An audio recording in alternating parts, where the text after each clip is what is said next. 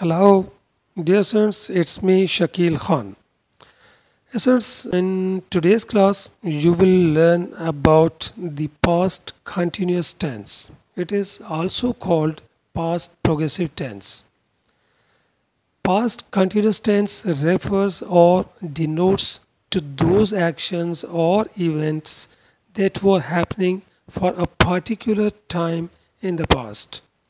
Remember that the past continuous tense describes actions or events in the time before now, which began in the past and were still going on when another event occurred.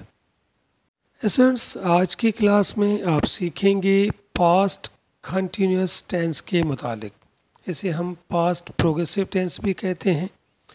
इसे उर्दू में ज़माना माजी जारी कहा जाता है।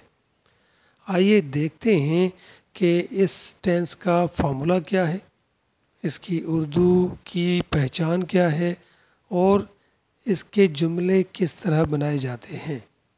Students, let's have a look at the formula of past continuous tense and see how to make sentences by using the formula of past continuous tense. The formula of past continuous tense is subject plus was slash were plus verb ing plus object. Its identification in Urdu is रहा था, रही थी, रहे थे। Students याद रखिएगा कि उर्दू के किसी भी जुमले के आखिर में अगर रहा था, रही थी, रहे थे आए तो हम इंग्लिश में पास्ट कंटिन्यूस टेंस इस्तेमाल करते हैं। Remember one thing which is very important that in this formula there are two helping verbs was and were.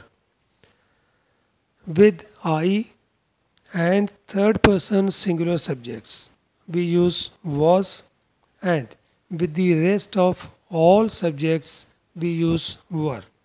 Don't forget it. Students याद रखिएगा कि इसमें दो हेल्पिंग वर्ब हैं, was और were. I और थर्ड पर्सन सिंगुलर सब्जेक्ट्स के साथ हम was यूज़ करते हैं और बाकी तमाम सब्जेक्ट्स के साथ वर इस्तेमाल किया जाता है। Students, let's see how to make sentences by using the formula of past continuous tense. The first sentence which I have is birds were flying in the air. परिंदे हवा में उड़ रहे थे।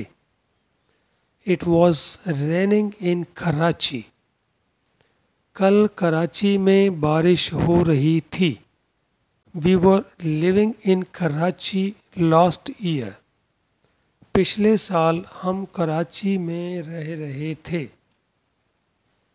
The teacher was teaching us English.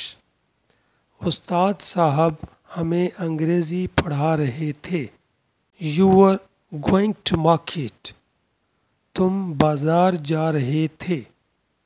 Students, here one thing which is very important to inform you that you must know about the definition of subject, verb and object.